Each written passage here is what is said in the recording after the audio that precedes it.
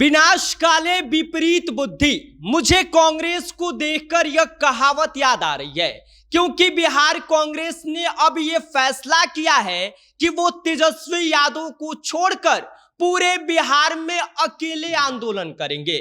लेकिन शायद यह बात कांग्रेस भूल रही है कि बिना तेजस्वी यादव के उनकी दाल बिहार में नहीं गलने वाली है। और ऐसे में अगर कांग्रेस बिना तेजस्वी यादव के इस आंदोलन की शुरुआत कर भी देती है तो इसका नुकसान सिर्फ कांग्रेस को होगा। कितना होगा ये आगे हम आपको बताएंगे, लेकिन उससे पहले नमस्कार, मेरा नाम विष्णु है और आप देख रहे हैं जनता जंक्शन।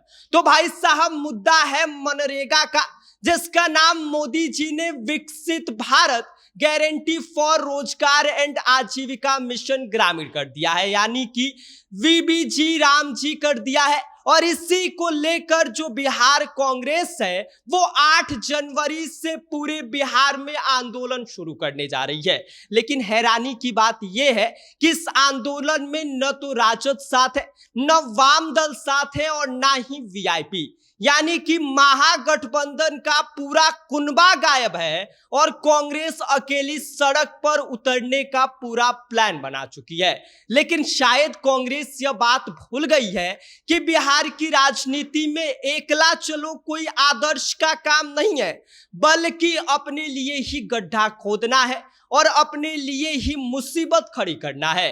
क्योंकि कांग्रेस की हकीकत यही है कि बिहार में इनकी जमीनी ताकत बेहद कमजोर है और इसका नतीजा और इसका सबसे बड़ा सबूत बिहार विधानसभा का चुनाव है। आपको बता दें कि जब जब कांग्रेस ने राजद के साथ कंधे से कंधा मिलाया तब तब उसका वजूद बच गया, लेकिन अब जब अकेले उड़ान भरने की तैयारी कर रही है तो शायद यह बात उनके पल्ले नहीं पड़ रही है कि अकेले चलेंगे तो क्या स्थिति उनकी बिहार में रह जाएगी।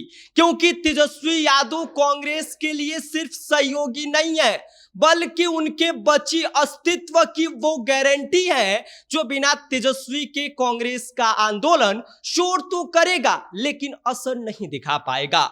और अगर कांग्रेस अकेले चली तो महागठबंधन भी टूटकर बिखर जाएगी और बची कुची कांग्रेस का अस्तित्व जो है वो पानी में मिल जाएगा और महागठबंधन भी अब सिर्फ नाम का रह गया है। हालांकि जब इसको लेकर बिहार कांग्रेस के प्रदेश अध्यक्ष राजेश राम से सवाल पूछा जाता है कि आप लोग अकेले क्यों चल रहे हैं, काहे नहीं तेजस्वी यादव जी को आप अपने साथ ले लिए, काहे नहीं जो वाम दल है उनको अपने साथ ले लिए, तो ये महोदय कहते हैं कि अभी चुनाव थोड़ी है, इसीलिए अलग अलग कार्यक्रम हो रहे हैं, जब चुनाव आएगी तो देखा जाएगा। मतलब कुछ भी महागठबंधन में चल रहा है। जब जब महागठबंधन में एकजुटता की जरूरत पड़ती है तब तब कांग्रेस अपना अलग सुर गाने लगती है, राजद अपना अलग सरगम अलापने लगती है।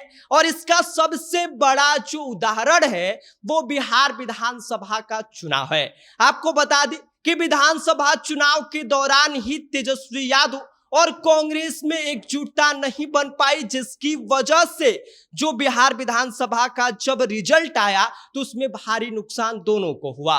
कांग्रेस पिछली बार से लगभग 60% कम सीट जीत के ला पाई थी और इसके साथ ही तेजस्वी यादव 75 से 25 पर आ गए।